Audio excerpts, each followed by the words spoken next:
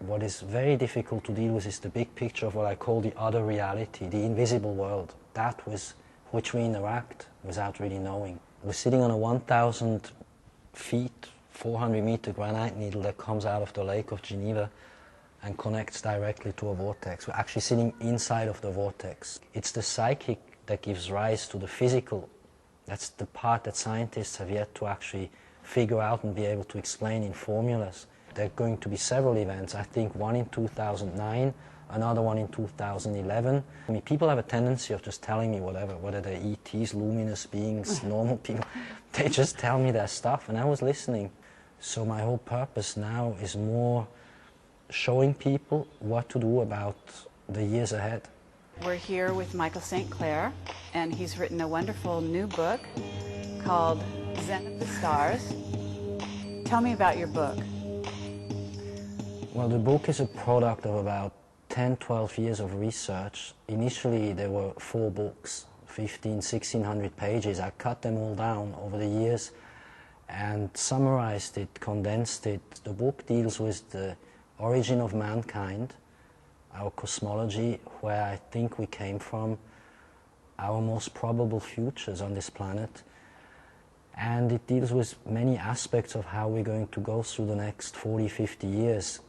So Zen of Stars is the story basically of a time portal and of the Master of the Light, who is a sort of a light being, and we're here in the castle, Shion Castle by the Lake of Geneva, which is where the novel, the book, actually begins and ends in several dimensions. Now, to summarize the book is next to impossible. I think ultimately it has light encoded in the words, and it does something to the people who read it. It's a consciousness that changes as you go through the 400 or 500 pages. And in essence, it is a condensation of 4 books. One book was pure astrology, hardcore astrology aspects, discussion of history compared to alignments, very dry and complex. Another book was more about the future itself, about earth changes, about what's going to happen in politics, diplomacy, society, economics, science, and so on. And another book was more about extraterrestrial interaction with humanity. And all of the 3 parts were too complex for a normal reader. So people who had looked at it had asked me to simplify it and make it so that anyone could understand it. Because the difficulty of the book is I deal with the big picture. What is very difficult to deal with is the big picture of what I call the other reality, the invisible world, that with which we interact without really knowing. So I don't know if it was intentional or not. The result is that readers tell me that something in their life or in their consciousness almost changes when they read it at least a second time. I know you've been studying astrology for many, many years and the occult, and that you basically had a background before you ever began writing this. So maybe you could tell us a little bit about that.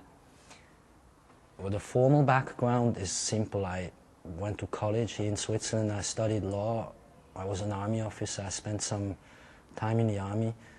I studied also political sciences, and then I worked for a few clients and left to live in Florida.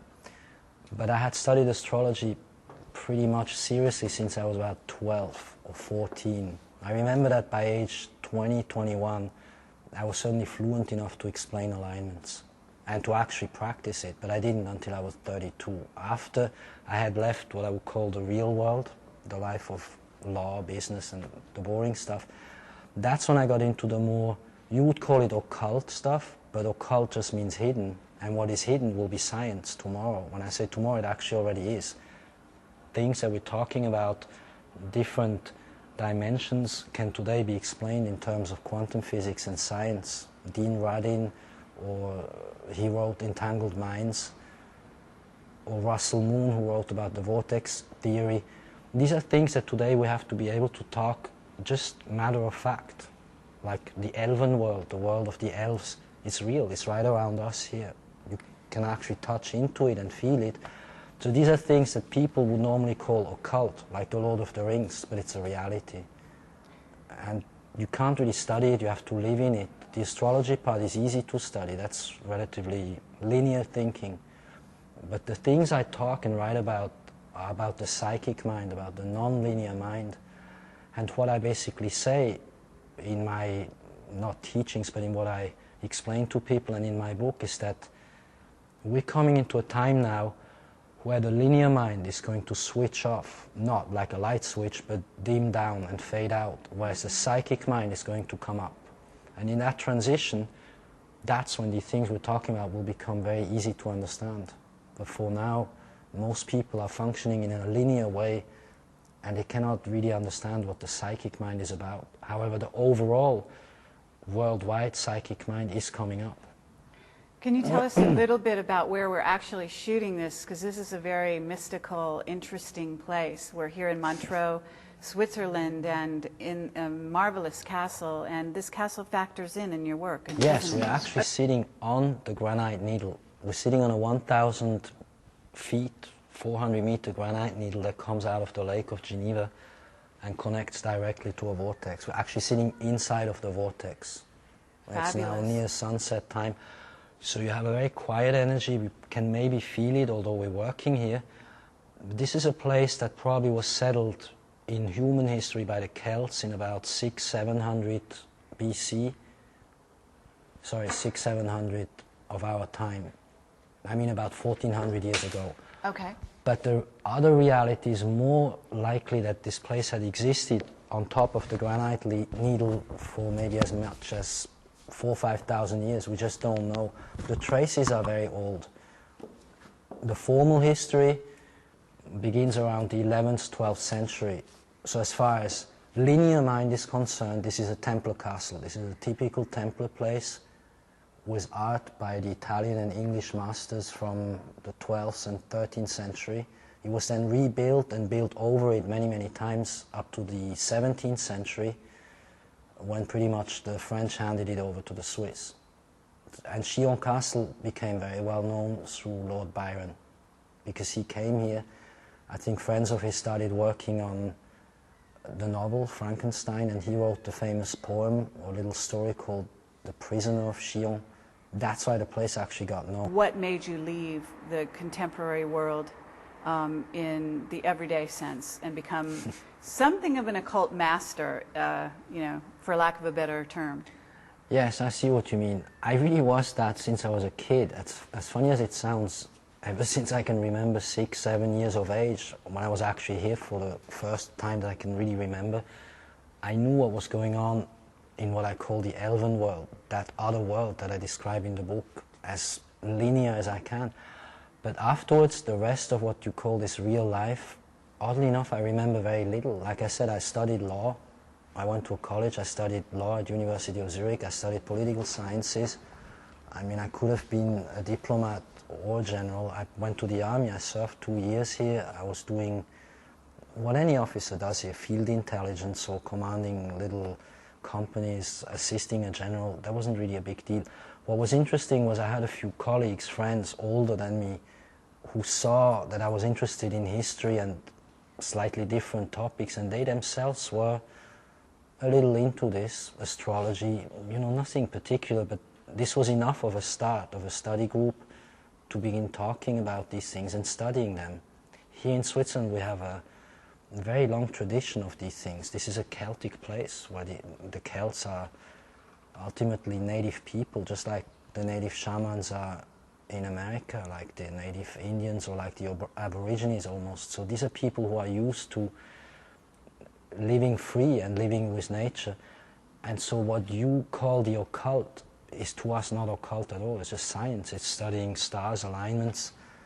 It's other people who made something occult out of it. Sure. Okay, to finish off, after the studies, after working, I worked for a bank. And yes, during the bank days, I saw transactions, I saw the economy. So I understand what's going on in the real world. And then what were through you friends, doing for the bank? I was setting up trusts. I was doing mergers and acquisitions, international transactions that show me what was going on in politics. Can you say the name of the bank that you worked for? Is that Yes, I worked for ABN AMRO, for a Dutch bank. And they have a very old tradition from the merchant days, going back hundreds of years. We were doing relatively normal transactions. Anyways, through what I was, by normal I mean mergers, acquisition, you know, the nonsense that they do here in this world. But through that work I met several interesting people who were again studying astrology, who were people interested in art, who were doing art transactions, the normal things that you do in banks when you advise private clientele. I then found a group of people who were interested in what I was doing in my part-time life, and they were living in Florida, and they said, why don't you come and live in Florida? I was ready to leave this whole thing I was doing simply because it makes no sense, in my view anyway, to be part of this world, of which I knew early on that it wasn't going to last. I knew pretty early on that while I'm still alive, now here in this life, this is all going to disappear in some way. So what was the point in being part of that when I knew you better prepare for something else? Now, after I finished my book, I had other ideas of what kind of topics I'd like to get into, which are more about what people should do with what we know that's going to happen. And I had wanted to be applied, or that people understood me clearly enough so that they knew what to do with what I know, which is what they know deep down, but they can't verbalize it yet.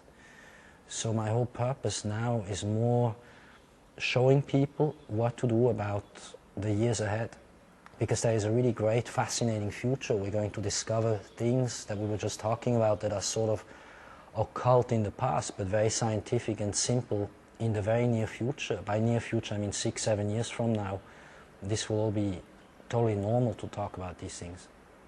So this is your transition, coming out of a real world, normal career, but that was abbreviated and compressed so that by the age of 32, 33, I was well on my way. That was 14 years ago, doing my own thing. But it took me that time to actually finish the book, because it was a long study. And in certain fields of the astrological studies and extraterrestrial interaction and cosmology, I had to study quite deeply, and there are very few who have a clue about this. I mean, when it comes down to maybe 4 or 5 people that I was lucky enough to meet that actually know about quantum physics, about cosmology, about the search for extraterrestrial intelligence, and certain subjects that there are very, very few, maybe a handful of people who really have spent 20, 40 years of their lives. Those are older guys. Or an astronaut who had spent all of his life studying these things. So I had to meet all these people by chance, by whatever you want to call it. I met these people and was able to thread together what would be of interest for a person who is just vaguely interested in what is the future of mankind, what is this planet going to be about, and maybe also where do we come from. Can you mention some names for me? Oh, you mean Edgar Mitchell? Yes, the astronaut, Dr. Edgar Mitchell. Yes, I talked to him for a while. He wrote a book himself about these subjects. His book is called The Way of the Explorer. And he describes basically a transition from a scientist, astronaut, pilot, into a man who lives with the other world, but he tries to be scientific about it. And we talked about a number of subjects. I don't mention too much in the book because there are certain things that we agreed that I could not say for a while. Okay. I respect my sources, but I can say I respect their wishes. I mean, and I can say I met him, but I can't be too specific about what he told me. He did tell you something about the extraterrestrial presence on Earth. Isn't that right? Yes. Well, it's not so much him. To him, I think it is clear what he says in interviews. You can read it up, and interviews that are on the internet. I think colleagues of his were much more clearer, so he can always refer to the colleagues. No, but I've met other people who know what they're talking about, who had the direct contact, and I myself had. So when it comes to that subject, we are our source. He simply has put in more poetic terms at the beginning of his book that he felt that he was part of something bigger. That's a simple way to put it. Okay, and you also, would you name any of the other people that you perhaps have dealt with or, you know, got certain information from? There was another scientist at NASA. He's not well known. That's just someone very, very advanced on a scientific level. And I've been in contact with a number of people over the years via the internet, via correspondence, writing, phoning. So yes, it would be too long to explain who. The last one that I've been in touch with, on and off, is Jerry Zeitlin. Zeitlin is a scientist, an engineer, who has worked for SETI, and he left SETI, he's now a retired scientist. And I think the most interesting part of his work is he didn't translate, but he adapted and introduced a brand new work by a French guy called Anton Parks. Anton Parks wrote a book called Le Secret des Étoiles Sombres, The Secret of the Dark Stars.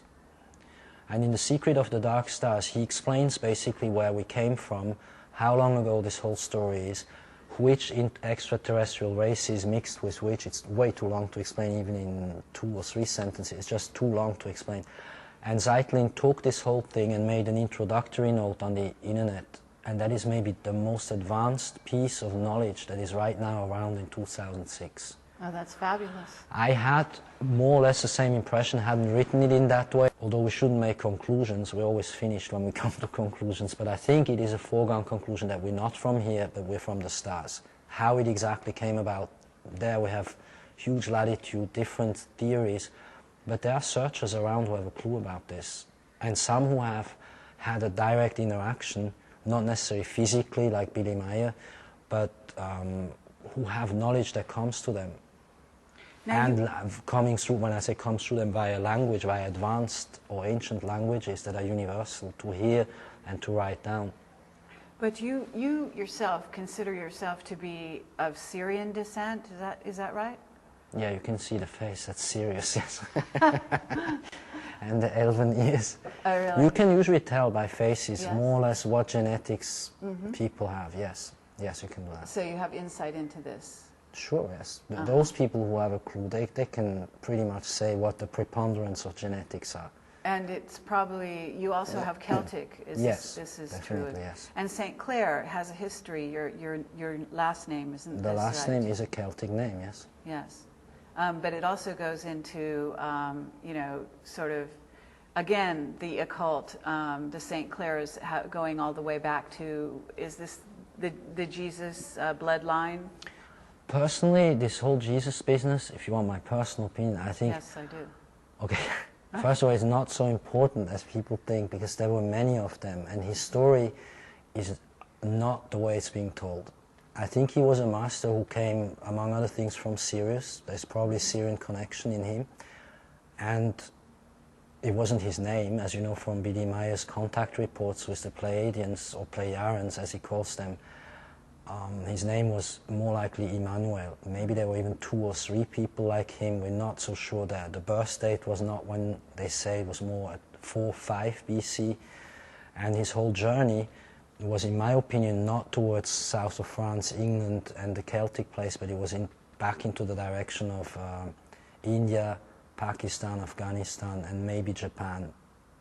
And he certainly didn't die on a cross and none of these things. I don't want to go into this too much and shock people, but I think what's important is people need to have a very open mind and relearn everything. What my work is about mainly is about deconditioning your mind. We grow up conditioned from childhood with either religion or science or schools or parents or ideas that are totally unquestioned, and that we just carry around for hundreds of years having no clue about what we're talking about. So it's very important that people today, as we're entering the fascinating changes, earth changes, cosmological changes, as we're going through really unique things, we need to also mentally and spiritually, forgive the term, grow up. And this growing up begins with deconditioning inside everything we felt we knew, because we don't know. So the Jesus story, to come back to your question, and the lines and all these stories about the bloodlines, it isn't really important so much what bloodlines we were from. We're all extraterrestrial. In one form or another, we're all from somewhere else. Yes, absolutely. And we mixed in some forms. Yes, go ahead. So you are also working towards what you might term the merging of the dimensions? Yes. Where you're being able to see through the different dimensions and connecting them. Yes. All people are having this sort of transition happen. Yes, this is coming now more and more. It began a few years ago. I don't know what it has to do with. The scientists I talked to, we're not so sure. What we know, when we have great stillness, like we have here, a moment where things come together, one can probably feel that there is a sort of a merging of light going on. Everything is after all light and energy, and where we may even hear not voices, but we feel input. It's hard to peg, it's hard to explain. These things are becoming more and more discernible, where you can feel it, hear it at night in dreams, or even see it. Like sideways, you can maybe feel at times a presence. These transitions are going to become, if you had a graph, just much more steep over the next 6-7 years. I would estimate that somewhere around 2011, 14, 17, in that decade, within the next, say, 10-12 years, it becomes a prevalent or predominant reality, where this three-dimensional reality or world may even become less important than this other reality that bleeds in. I think every person knows what I'm talking about deep down, who sees us talk, and I think everyone has his or her own experience and would word it in different ways. All I know is it's on its way. It began quite a number of years ago, and it's becoming stronger. And you talk about the earth changes, is that right, Yes. in your book? Yes. And you're tapping into these both astrologically, scientifically from something of your contacts, and then what you're talking about in terms of what else? A certain psychic intuition about when they might occur? Yes, okay. But I use the term earth changes because that's the word everyone has agreed to call it. But I say, first of all, what's happening outside in the real reality is going to be less important. Let me make this really clear. In my book, it's very clear. What is the 3D, the physical world, politics, society, economics, quakes, weather changes, all that, that's what I call the outside world. That is less important than the inside world. What I talk about more in my book is about what we from inside ought to be doing about what's going to happen outside. But I say we shouldn't react to the outside event. We should from inside, at least, one shouldn't say should, but we want to be able from inside to grow into this and be ready to meet it sort of head on without any fear, because there's nothing to fear. It's going to be actually fun, in my opinion anyway. It's going to be very interesting. We're going to meet a whole new science, the awakening of a new geometry, of new mathematics.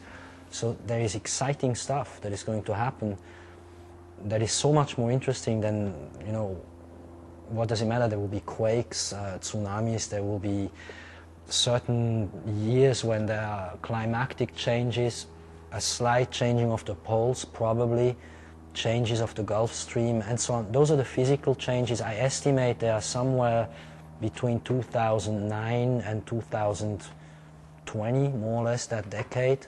You can't really peg it to one event. There are going to be several events. I think one in 2009, another one in 2011.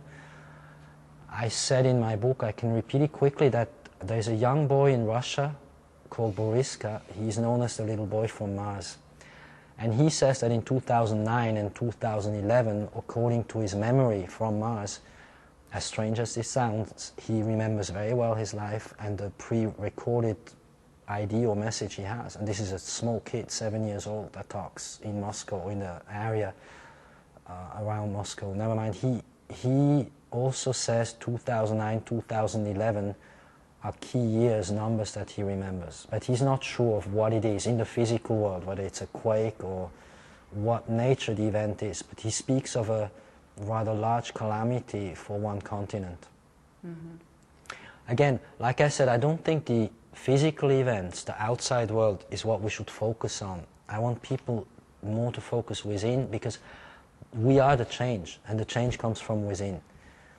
So if, say, a handful of people worldwide really live with this change inside and grow strong to be surrounded by the invisible world and work with it, then everything that's going to happen outside will not be important.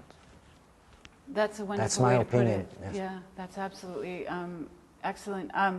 So can you talk a little bit about what you're sort of aiming to do in this world, though, to sort of put people into safe places and encourage them to build small enclaves of groups.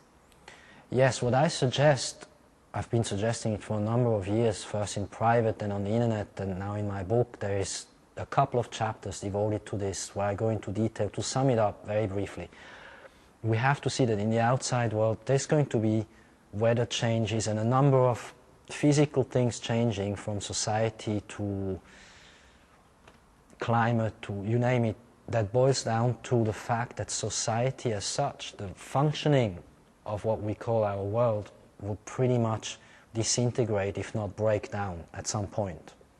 That's not dramatic, that's not something to get fearful about or have funny feelings of. All we need to know is we need to live what I call a life that is based on earth sharing or sharing with nature, which means we need to move away, at least those of us who want to live comfortably and normally and productively.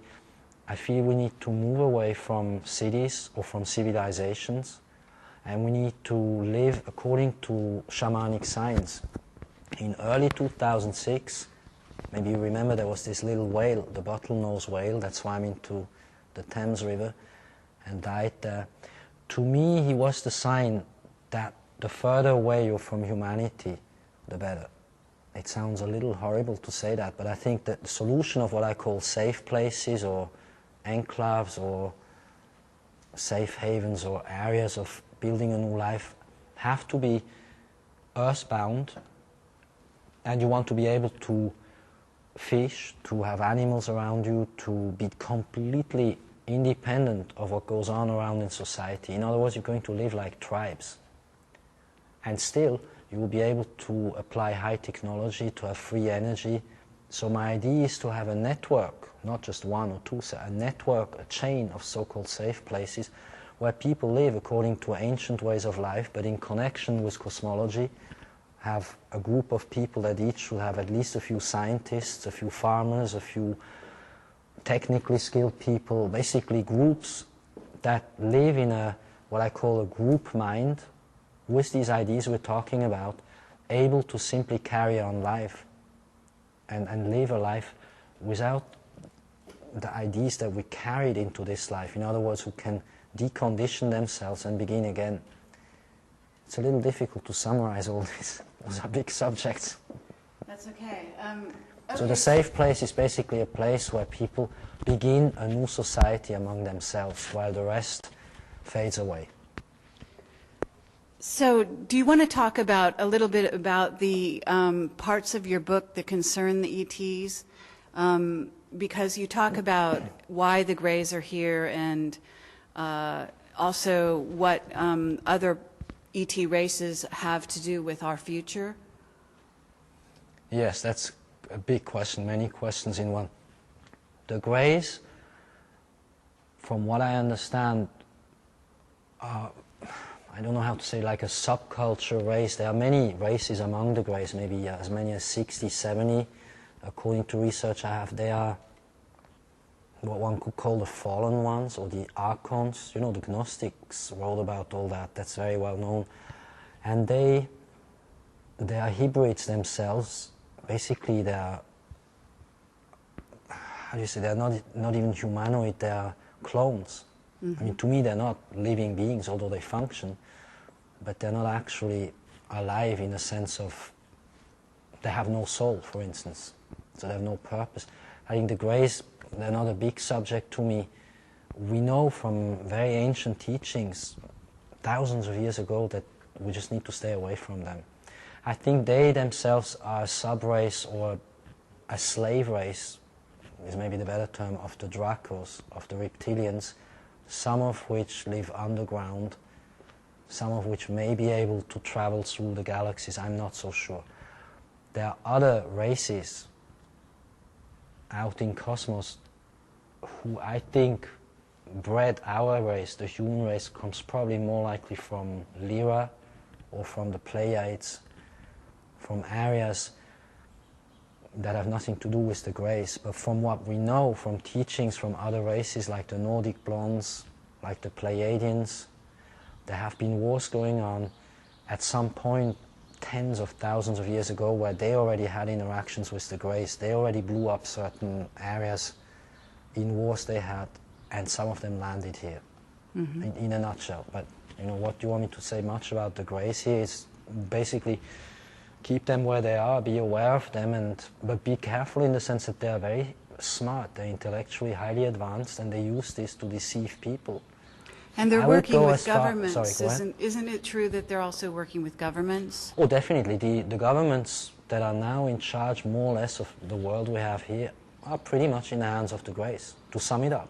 It's a crude summary, but certainly some of the Western governments, maybe even in Japan, I'm not 100% sure, but they are definitely in charge of the governments to the point where they can scientifically, physically make them fight with each other. So all the wars we have going on go back to the Greys.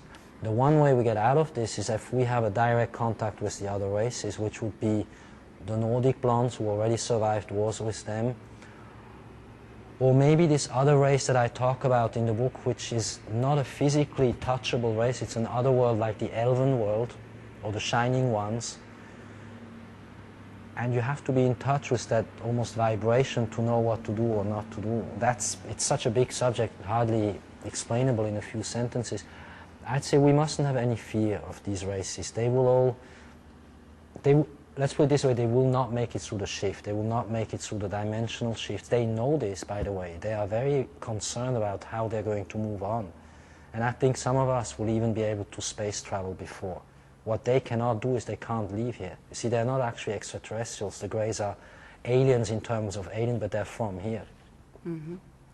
So you know this because of your studies, but do you also know this because of some of your contacts in the military?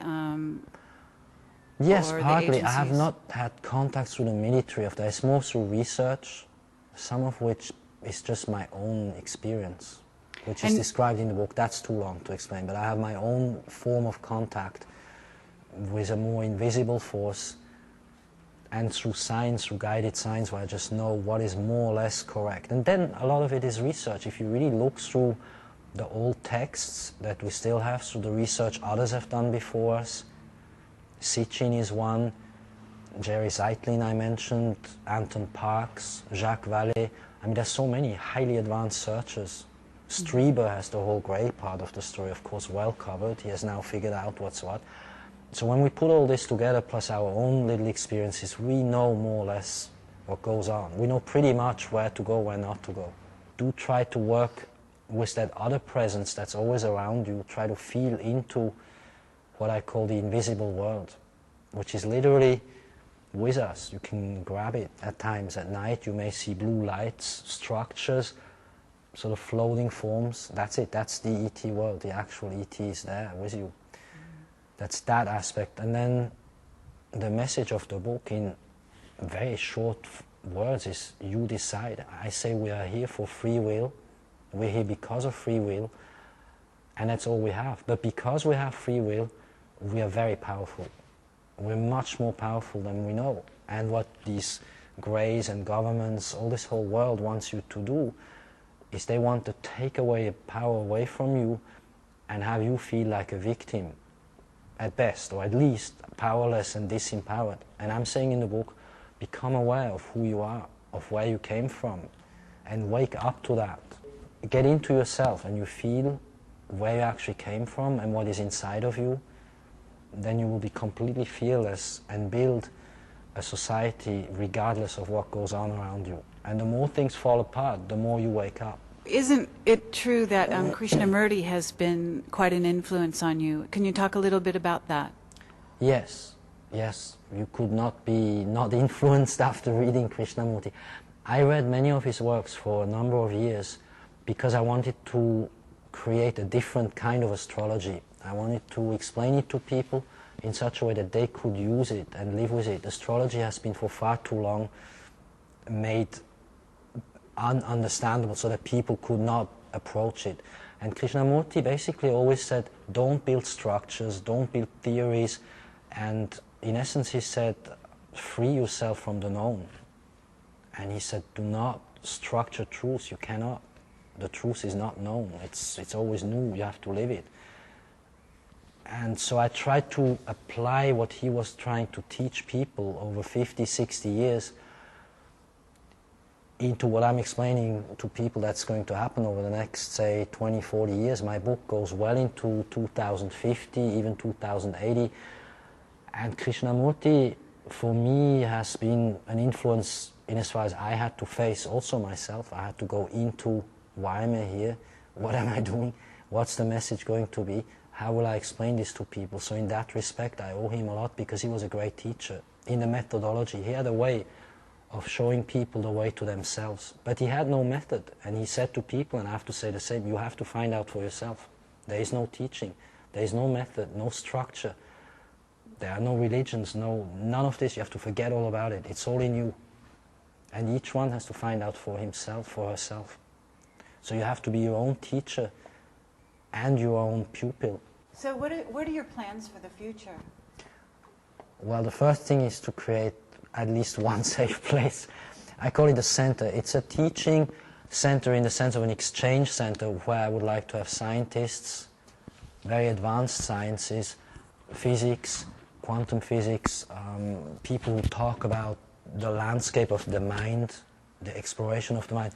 People of that kind, I'd like to come together and share experiences, exchange. So I would like to create a center. That's the immediate future. Next, after that, I don't know. I have to live in the now, like I said. We have to live moment to moment. That's the next thing to do. Then there would be the idea of a network. I'm very interested in cosmology, space travel, of course, and I'm really interested in creating the new technologies that we talk about. For this, I must have the help of scientists. Free energy is applicable. The new geometry is here. I mean, the science is here. It's being suppressed. So I appeal to scientists who have it to come together and say, let's do it.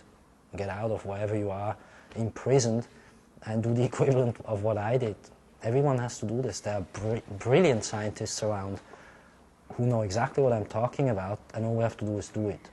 And we have to be fearless about this. That's the immediate future, say the next 4 or 5 years. Didn't you spend some time with the Native Americans? Yes, I did, yes. They told me two things, very simple. They always said, like Krishnamurti, like all the great sages, they said just live with Earth, live very close to Earth, and live with the stars, and live in the connection star, sun, Earth. Very simple. They say live with that, and then be yourself. Find out who you want to be, and be that. Be excellent at that, at what you do. And don't care what goes on outside. So in a way, yes, people will have to seclude or get out of the way, like the little whale. Had he not gone towards humanity, it would have been fine. Mm-hmm. What's going to happen, I think, as I was explaining before, as the linear mind tunes out and the psychic mind comes in, is that most people will no longer be with it. They will try to function in a logical, straightforward, linear way, when really everything becomes psychic. There's a higher level of psychic mind of the earth, of the stars coming in, and most people will simply lose it in this because nothing will make sense. It's hard to explain. And so only those who are completely tuned into the psychic will be able to go with these changes. You know, this whole world, everything that we're in wouldn't exist if it wasn't for the psychic. It's the psychic that gives rise to the physical. That's the part that scientists have yet to actually figure out and be able to explain in formulas. So my contact is more with what I call the luminous ones, and they would call them the shining ones in the old language. And at times at night you will see a bluish presence that creates a light. But they are formless. You can't like talk to them and touch them, but you feel something's there. Mm-hmm. They don't have names as such. They don't say we're from this star. They're just, you know, it's with you. It's constantly with you. You know, you said you'd met Cheney, for example, and you said you met some other people in your travels. Yes. I met a number of people, yes. Perhaps some you of could it tell is us in, about yeah, that. some of it I wrote in the more funny story parts of my book. There isn't much to tell. Yes, I met Cheney for dinner one time with a number of people, and that was 12 years ago now. He was then trying to become president, or he was trying to run for office. I'm not so sure what they were doing. Through some diplomats I knew. I knew a lot of diplomats through my time in Geneva, and you know how diplomats are, they cruise around the world, and so everyone meets everyone. It's not that difficult. He made a pretty bizarre impression on me in the sense of he was robotic, almost like, not really, I don't want to say not human, but there was something there lacking. And very driven. I mean, he's an Aquarius. He's the kind of guy who, he'll get what he wants, and he did get it, and then some. And I was aware, of course, of what they were planning, because they would talk to me. People have a tendency of just telling me whatever, whether they're ETs, luminous beings, normal people. They just tell me their stuff, and I was listening. I was trying to compute what this means. I also met the brother of Bush, the guy who now is in charge of Florida, the governor of Florida. And through those types of people that I had met, but throughout fields of society, be it science, physics, NASA, politics, diplomacy, economy. I mean, I met hundreds of people. Some of it is in my book. They're just people, you know. And I met them at several points in their lives, so you can then compare what a destiny does. So you had some exposure to what might happen before 9/11, is that right? Yes, yes. We had, as a group of a few friends, a good feeling in '99 that it was time to get prepared, that something not good would happen. We were aware that they were planning to attack in the Middle East. I mean, that was known. I'm surprised that this is I have to say it again, I am surprised that it is a surprise to the world. Because it was really known. It was written on black and white papers called Project for the New American Century or whatever, and even European diplomatic people knew that, and they were talking about it among people in dinners and lunches. I mean, we just were hoping it wouldn't happen. We thought it was a bad joke. And then I knew that they would go into power and they would do what it takes to do it. I didn't know exactly how 9/11 would happen. That I did not know. I had predicted the ballot recount in '99. I predicted that Bush would be president and be there for his whole term. And you actually predicted the actual count of the ballots? Yes, I did in writing predict in '99 in a little brochure that there would be a ballot recount. That's correct, yes. But I did not predict 9/11. There's a confusion about it. I never did. I said that there would be the disruption of air traffic or suspension of air traffic. But I did not see or know the event with the towers. That surprised even me. We just knew that come 2001 to 2 in that area, in the time window after he would come into office, we knew that something disruptive enough would happen to open the way into the wars of the Middle East. And we were trying with friends to mitigate the influence, because I feel that normal people can have an influence on events, at least in as far as their attitude towards the event is going to be.